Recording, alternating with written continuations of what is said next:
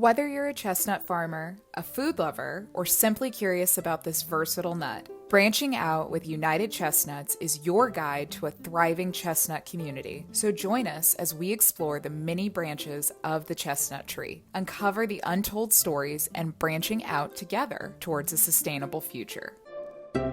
Welcome back to another episode of Branching Out, the podcast that explores the minds behind innovative agriculture, and especially as it relates to chestnut trees. I'm your host, Melanie Jones. Today we're in for a treat as we sit down with Jeremy Kaufman, the co-founder and COO of Propagate. Jeremy's journey in the world of sustainable agriculture is nothing short of inspiring, and in this episode, we delve deep into his vision for a greener future. So grab your headphones and prepare to be enlightened by the insights of this true trailblazer in the field. All right. Well, Jeremy, thank you for joining the Branching Out podcast today.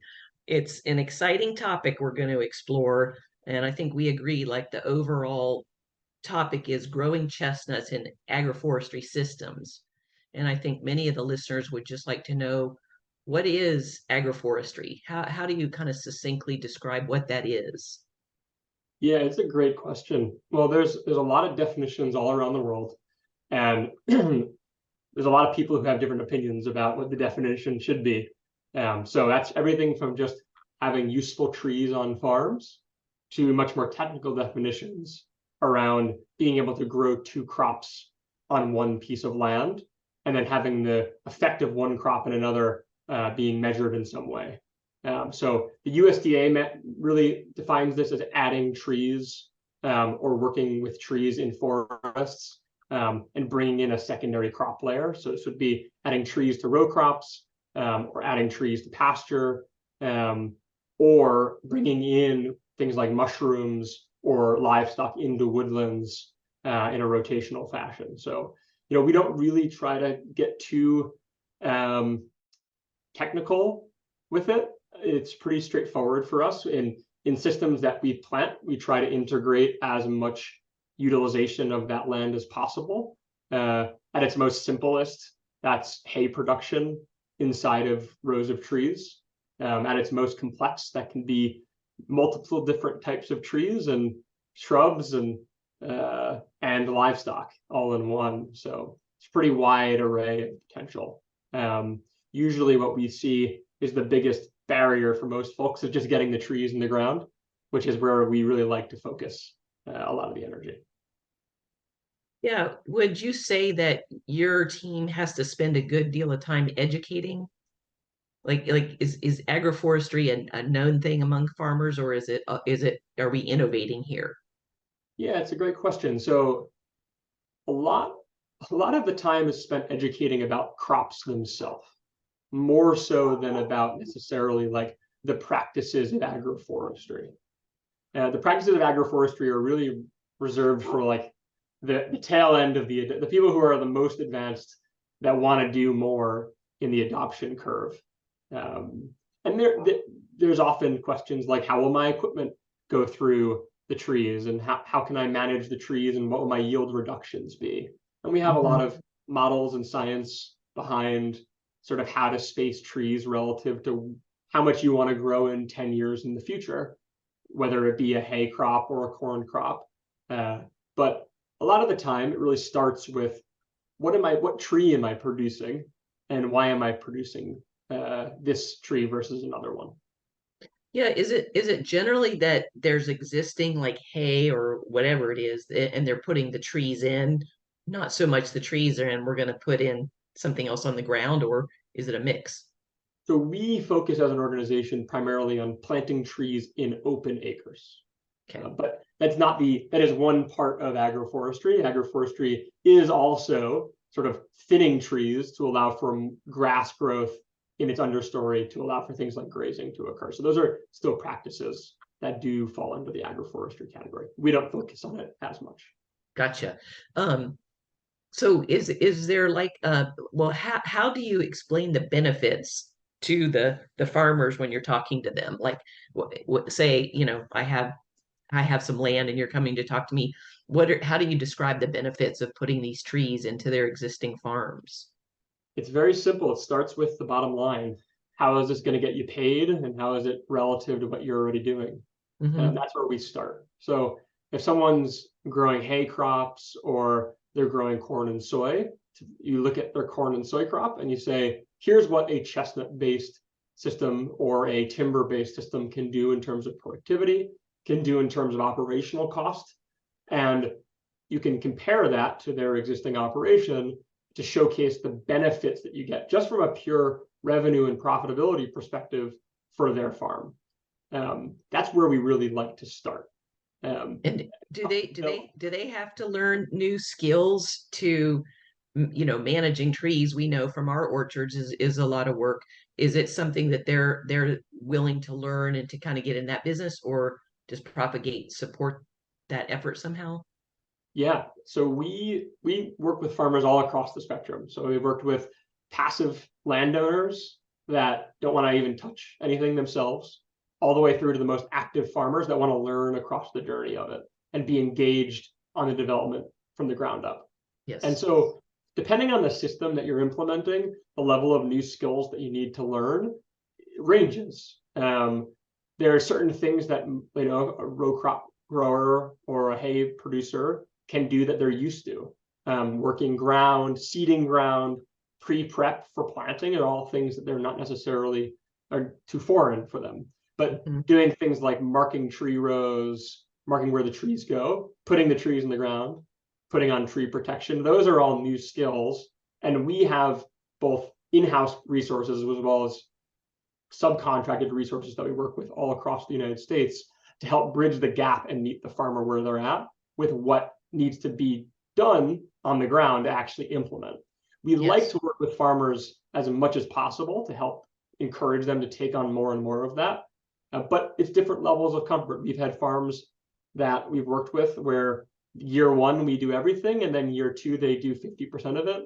And now and then year three, they're going to take on more and more of it. So it takes time to learn a lot of these sort of more new skills, but there's nothing about agroforestry that is so foreign. It's just like growing any other crop in many ways. Just some of the processes are a little bit different. Some of the equipment you might want to run is a little bit different. And there is some specialization in there, but it's not too mystical for most people. I think it's it's interesting that the tree business. So obviously we're in the chestnut business, but just how multi-generational this will be, and that I wonder if sometimes the farmers are saying, not only are we putting in a new crop, a tree, but that tree is going to live for a long time and bring revenue and history to the generations that follow me on my farm. Oh yeah, I mean, talking about planting trees on your farm brings up estate planning and brings up thinking about sort of what the kids want for 20 years into the future. And those are important conversations for farms to be having, whether they're planting trees or not. It just is somewhat of a really good forcing function for conversations to be had. Yes. Well, on your website, it says that Propagate is a software development and financing ecosystem that makes it easy for farms to transition acreage into agroforestry. So if we've talked a little bit of what agroforestry is, what is Propagate, and how is it supporting development of agroforestry in the US? Yeah, that's a great question. We are really in many ways a three-legged stool. So one side of what we do is build tools to make the development process easier. So part of that is software development. We built a tool called Overyield that allows you to assess your land and plan an agroforestry system way easier than what you previously were able to do on your farm. So a lot of folks who plant agroforestry systems go out to the field and mark things by hand, or don't really have a really good map to work off of, nor do they know the economics of that system when they're going to plant it in many regards, or the assumptions that are going into how they're planting or managing that farm. So Overyield really helps with that planning process. You basically draw a polygon and get economics on a field by field basis very quickly. The second side of what we do is farm services, project development, which is we actually have an on-the-ground farm services team and project managers that work with farms to help bridge the gap to implement on the ground. And then we have a series of network partners, there's subcontractors that we work with to bridge the gap all across the United States. So we can bring things like nursery supply chain work that we've done for a long time on a variety of different species to the table to ensure that the highest quality genetics get planted. We can bring the processes around planting and site prep that we've been working on for 5+ years to bring that to the table. So that way, all of those farm partners can actually ensure high quality standards in their implementation. And then we provide things like warranties on top of it to ensure that we can guarantee success on those projects. Okay. Yeah. The third leg of the stool is the financing side. Yes. So we work in both public and private markets to try to basically build capital pools to invest into different agroforestry programs. So we have a program in Kentucky, which is specifically a long-term lease program for landowners to plant Chinese chestnut and hay alley cropping systems. That program has gone from 50 acres to 1,800 acres, give or take, in and around Mason County, Kentucky, in the last 18 months, give or take. Yeah, that is so exciting, isn't it? I mean, wow, that's a big undertaking. Yeah. And then we also have public programs that we worked on. So we worked with the Nature Conservancy on a climate smart commodities program, which is going to be putting together subsidized capital for farms to implement agroforestry practices on the ground all across the eastern United States, amongst other partners that we're working with, like the University of Missouri, Virginia Tech, Tuskegee University. Those are all project partners to help bring agroforestry on the public side to work. And then, so we're constantly building sort of these new capital pools to invest in either very specific programs or more broad across agroforestry in the United States. So it's needed. I mean, so if several people have come to us for just a little bit of consulting, wanting like exploring getting into the chestnut orchard business, and maybe they have some existing farms, if they called you, is there a potential that you could connect them with some financing to help them do this? Today, we can definitely help connect them with public financing sources. There isn't like a mortgage for tree crops in the market. Yes. We're still quite a ways away, even though that's a nice goal, like North Star for us to be thinking about. But if they're a landowner that is in Kentucky today that is interested in leasing their land, there's a program that is available for that. And then if they want to actually own their own system, the Climate Smart Commodities program would be a good source of capital for them to look at. So someone could work with Propagate for all the benefits that you bring to the table, but still own their land, and like there's a couple different options to go, is what you're saying, right? Yeah, exactly. So if you think about like the risk that you might want to take as a landowner or a farmer, at the most basic level, you lease your land, which is like the lowest risk option for most farms.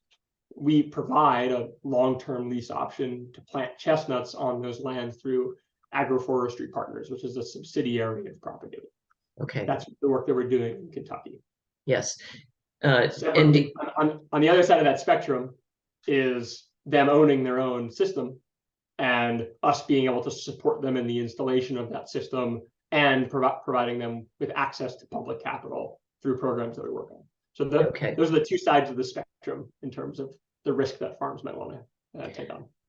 So, as the COO of Propagate, do you spend most of your time developing like the development side here, or more on actually out on the land helping customers like that, or is there a balance of both? Yeah, I mean, for a very long time in my role, I was on the ground very regularly, mowing myself. As we've grown, we've brought on team members and we've built processes that enable us not to personally have to be on the ground every day.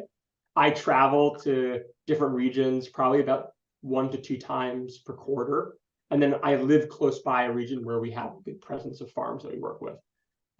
So I'm on the ground probably once every 2 weeks, give or take, across the year. Yeah, that's good. So, I'm not the chest one personally driving the tractors anymore, unfortunately. Although I would any like to do that more and yeah. more. Yeah, that's right. Your future probably is less tractor, more everything else that it takes to run a company. If we switch back to talking about chestnut, so is that one of the preferred trees for this system, these systems you're building, or is it kind of depend on what the farmer wants or what the land is really ideal for? Yeah, it's really a constellation. So at Propagate, we've done analyses on over 100 crops in the United States. So we have done everything from West Coast Mediterranean crops to sort of apples through to things in Hawaii and the tropics. And so the crop sort of profile itself has its own, each crop has its own sort of what I call macro level framework. So how does this crop exist in the world today? How many people are buying it? Where's the supply coming from? And then where does this crop grow? Meaning, where are the agronomic characteristics of the soils of which this crop can expand into? How does that change with changing weather? So how dynamic is this crop from an adaptability perspective? And then it gets down to the farm level itself, which is what does this farm actually want to be managing in its day to day?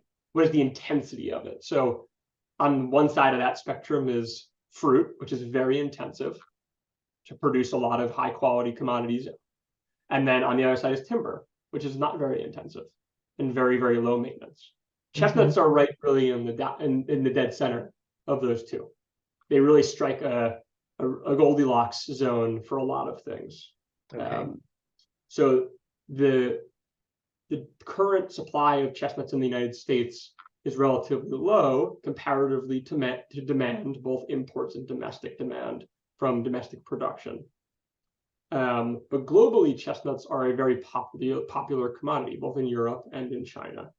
Um, and so you think about it from going through that full spectrum of things that I was just talking about. At the macro level, you have an export market, which is very accessible. Price wise, though, is fairly low comparatively to what most suppliers inside of the United States sell for. It's a pretty big delta, actually. So the low end of the US market's around 5 to 5.50 a pound, and the export market's around $2 to $3 a pound. And so there's a big delta. And a lot of that reason for that is because in the United States, that supply and demand imbalance creates the conditions for the current architecture of farmers who are growing chestnut to capture a premium because of where we're at in terms of our domestic production. Yes. So What's your projection for the increase of chestnut production in the US, say over the next 10 years? yeah, I mean, if we're successful, we think we'll be able to, and I think if a lot of the industry is successful, because we're not the only ones putting chestnuts in the ground. There's a lot of chestnuts going around today. We see very quickly in the next 3 to 5 years there being 20,000 acres in production. Yeah. That's a lag, obviously, with 6 plus years to production in most places, but we sort of see there being really an equalizing force that is onshoring a lot of that import supply at the very least. Yeah. There is a lot of latent demand in chestnuts as well because of the fact that because it's a fresh nut and because of the nature of our imports being fairly low quality. But that's really hard to measure. So it's hard to know sort of, is there actually 50,000 acres of demand, but we only can do 20,000 acres because of quality supply issues. And that's Yes. something that's often seen in the imports coming from Europe as well as from China and Yeah. South Korea. And I feel like we have not scratched the surface in the industry as far as reuniting the consumer with this product because a lot of Americans just are not familiar with the chestnut. And once that conversation gets stirred up a little bit more and it's, kind of a novel thing that will become more commonplace, I believe. I travel so much for my job and everywhere I go, I ask people, have you ever had a chestnut? 8 out of 10 people like they know the song, but that's about it. So imagine when they realize it's a healthful product, the supply will increase. and at the same time we're pushing demand. I mean, it's kind of an exciting place to be for you and for me and others in this industry. Yeah, no, absolutely. Um, it's it's got a lot going for it as far as like a nutritional profile. It has a lot going for it as far as texture, chemical makeup. So it makes for a really good potential value added product in the market. On the fresh, although most of the United States market is fresh nuts, with the Hmm. exception of certain CPG products that are on the shelves, um, and that's a good thing to continue to happen at around 20,000 acres of production. That's probably going to start to break a little bit, uh, Yes. and which is okay. I think the there's going to be a lot of discovery that's going to happen over the next 5 to 10 years as that happens and as that supply starts to come online. And we start to engage with larger companies that have been shifting toward looking for ingredients that really fit the chestnut profile. Hey, did you know the USDA is funding agroforestry? You can get paid to plant trees today with the Climate Smart Commodities Program. They support regenerative practices like alley cropping and silvopasture. These projects improve soil health, complement existing crop yields, provide shade and fodder for animals, and, most importantly, increase profit. Find out what agroforestry could look like on your land at www.propagateag.com/CSC. That's propagateag.com/CSC. And now back to branching out. Will Propagate help these farmers market and sell the product too? Yeah, so it's a great question. So we're working on offtake of the chestnuts actively. We do so both on the retail side as well as CPG. Really, what it comes down to is our ability to get supply online relative to that demand. Yeah. And so we're not actively saying to farmers, let us represent you in the sale of your chestnuts. But we are developing the market such that hopefully the supply side can meet that market. We're going to be planting in the ground and managing a certain chunk of those acres, but hopefully that demand exceeds the acres that we're bringing online directly. Yes, I believe too that we'll see more of a addition of co-ops so that different farmers can unite and share equipment, resources, the marketing message. Hopefully we'll have a chestnut council that's marketing the product throughout the U.S. So there's all kinds of interesting things to get involved in this industry and help it grow. Um, so we talked a little bit about the benefits to the farmer. So obviously the diversification of the crop and a new crop coming in, which in their world, not like you said, just look at the numbers. The revenue could probably speak for itself, but also things like the soil health. Are you looking at those kind of things, the water quality, like what all is involved when somebody says, yes, we'd like to work with you. What do you do? Yeah, so we have a pretty straightforward framework around monitoring of what do we call ecosystem services, just Mhm. broadly, right? There's a bunch of stuff that falls into that bucket. There's carbon, which is very hot in terms of what a lot of people are talking about, and there is an active market around carbon today. It's a bit fuzzy for a lot of people, but in general, there are transactions happening there. There's biodiversity, which is something that is very new and that not a lot of people are actually earning revenue on biodiversity based crediting, but it is something that holds a lot of promise. And when you uplift a piece of ground from corn and soy production into chestnuts with a diverse ground cover, it's a big uplift in the biodiversity of that place. Um, and then there's nitrogen runoff and phosphorus runoff, which, depending on the market, there is trading available, but oftentimes the protocols that actually are viable for that trading don't yet include chestnut production. So there's a lot of education work to be had in this world, both being able to build the underlying fundamentals that make it scientifically rigorous, and then on top of that, enabling people who are interested in buying those types of credits, buying those sort of derivatives of the system, so to speak. There's a lot of work that needs to be done educating them as to why they should be buying a derivative from a chestnut system. Yes. And we're still a ways away from that really being something that is both available but also accessible. Yeah. It's a lot of work educating, educating corporate leaders on the potential of this. And like you said, you have to back it up on the back end. And the world has been a crazy place the last couple of years. So I know that, the next 10 to 20 years, some big things are going to happen. They have to happen.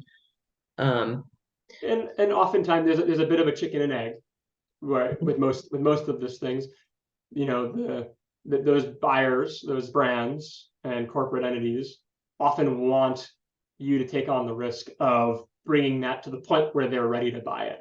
And so that there's a bit of there's a need for shared risk across the spectrum of different groups that are willing to do the uplift required. And this isn't just for chestnut, but this is just for agroforestry and regenerative agriculture as a group of practices more broadly. I think it's for climate in general. It's got to be shared risk. Everyone's got to just step up and drive things forward a little bit. And planting trees is pretty easy way to make a little dent. Absolutely. So there are things that a farm would have to consider. I'm looking at your list here, like financing the transition. And I'm sure you walk people through, like, this is how we get started, finding the nursery stock and et cetera, et cetera. So how do you overcome some of the challenges of adoption? Yeah, it's a big hurdle for a lot of people. So how do I say this? So the first step is really being clear around what it takes. The improvements per acre to do chestnuts on the most bootstrapped end of the spectrum is still a big uplift. You're talking $2,000 to $3,000 an acre if you were to DIY it. And that's still a lot of money for most people. Mm-hmm. And then if you're doing it from like a development perspective, that starts to go up to 4,000. If you're doing all the bells and whistles and you're bringing in sort of help to make that happen, it can be as high as $5,000 an acre plus. And this is somewhat equivalent with what you see in California when planting almonds or planting pistachios. You're adding a permanent crop to that system. And to do it right takes a lot of energy. Luckily, chestnuts don't require irrigation in all systems. And so you can save a little bit of cost there. So that's the first step, is really being honest with what it takes. Really, a lot of the time, the next step is talking about long-term maintenance and how much it costs to maintain the system on an annual basis prior to the system taking itself. So there's a point in the J curve where the system will have a sort of sunk cost starting basically up until year 7, so total capital required is really up until the point until those things are producing and getting you a yield and it's being sold. And so you basically ask somebody, how much do you want to spend up front and how much do you want to spend over time? And if they get a little bit of sticker shock, we then say, here are the other options to getting to where you want to go. And if you don't want to do it yourself, there's ways in which you can raise money to do this, which is hard to do by yourself outside of a group. Yep. But it's possible. People have done it. B is to lease your land to somebody who has the capital to be able to do that thing. Or C, go out and find public funding sources that'll actually subsidize the cost to the point where it becomes a bite-sized chunk enough for you to be able to take on as a farm. The thing that I will say is deploying over a longer lifetime. So deploying, say you're doing 100 acres, deploying 20 acres a year as you have the cash flow can help spread that out over time. That's right. But a lot of the time, it's an education around what are the things that you'll be spending money on through the life of the project and how you're going to get from point A to point B. And depending on the farm, a lot of the farms that invest today have off-farm jobs and that's where they primarily get their cash flow to be able to put their money into the systems that they're investing in. And that cash flow really helps define how much that farm's able to invest in themselves. Yeah. Well, you hear people say there's a lot of capital being invested into the chestnut industry. I think of a lot of it is just that right there. People that are, saying we've got this money, I can put it in some stocks and bonds, or I can look at having some land. And I think the other part that people need to remember is the increase in the value of the land over time by putting in productive trees and all that. Just, if the farm was ever sold, that just think of the net gain on that. So, Yeah, I think a lot of the um, so cap in general, there's a lot of money that's trying to do better on the land. That's it's happening. I would say that it's a lot of the industry still is operating very much at the sub 100 to 200 acre level from yes. in most places. And that's just because it's a lot of capital to be put to work to get to a point where it's at sort of the level of pecans or the level of almonds or the level of pistachios, or hazelnuts even, which are a little bit smaller in terms of production. It takes a lot of capital to get there, and a lot of the time, to get to that point, you need outside capital providers to be willing to put money to work into these industries to be able to do that scale up, because personal wealth oftentimes isn't going to get that scale up to happen. It'll get us to a point where you sort of have maybe a mosaic of farms across the country that are at the 100 to 200 acre scale. But it doesn't quite get us to that burgeoning, you have a couple 10,000 acre hubs of counties that are chestnut producing counties, like you have for a lot of other commodities. And that's a lot of the work that we do, and a lot of what we're gearing our long-term lease structure around. Okay, that makes total sense. Have you, I was speaking with Greg Miller in a podcast the other day from Route 9 and Empire Chestnuts, and we were talking about the equipment for harvesting. That, his point was that as the industry grows, we will have better equipment because the manufacturers will say, well, there's a market now for farmers that will buy this. Do you talk to your clients at all about the harvesting and the production side of things? Yeah, no, that's a great question. So yes, we do that a bunch. So we make assumptions in our underlying models that you're going to have to, if you're going to do a machine harvester, you're going to pass the same acre 8 times in a season. Right. So that's a lot of times to go over the same acre to harvest all of those nuts. Yeah. And that's because a lot of both the efficiencies in nut drop is for one. So you want to make sure that you're going through the orchard as nuts are dropping. Secondly, because the equipment today is fairly inefficient without a very level, high quality, well mowed surface. And a lot of people are planting chestnuts on acres that have a topography that is greater than an 8% grade. Oh yeah, because they do well. Chestnuts do Yeah. well on that. So it makes it tricky. So that's why there's a reason why a lot of hazelnut orchards and almond orchards in the West Coast are all on dead flat pieces of ground, is because that's what a lot of the equipment is optimized for, being able to ensure both left to right angles, but also up and down angles. And so when you think about 2 sweeper heads on the front end of a thing, if the land's sort of slightly tilted like that, or like on an angle, then one of those sweepers is off the ground and not quite hitting nuts and sweeping the ground. And so there's a lot of improvements to be had there, and we make some pretty conservative assumptions when we're doing planning work for farms that are working at a larger scale in how many passes you're going to need to do with that type of equipment. Now, there's more and more innovation happening even at a smaller scale. There's a company that has built an implement called the Obstrop, which is a small scale implement for harvesting chestnuts. And I think a lot of that innovation will start to really pick up as the industry grows. Oh, that's great. Maybe we can I'll make sure I get the name of that, because I think there'd be people interested in learning about it. And as Greg Miller said, there's probably not enough Amish families in a lot of the regions that will come pick them up by hand. So as the industry grows, we have to look beyond, just kids and recreational picking up and everything, but we'll get there. So you mentioned one example in Kentucky of clients that you're working with. Do you want to share any others and how it's going? Yeah, so we have, in Kentucky, there's 760 acres that'll be planted by year end. In Tennessee, we have a farm that we're working with that'll have about 50 acres early next year. In Fantastic. New York, we've got a few thousand tree plantings. I think in aggregate, probably about 60 plus acres that we've put in the ground, mostly in the Hudson Valley of New York. And in Pennsylvania as well, we have some coming online in and around sort of the Philadelphia area. Those are some of the bigger areas where we work in those Yeah. 4 regions.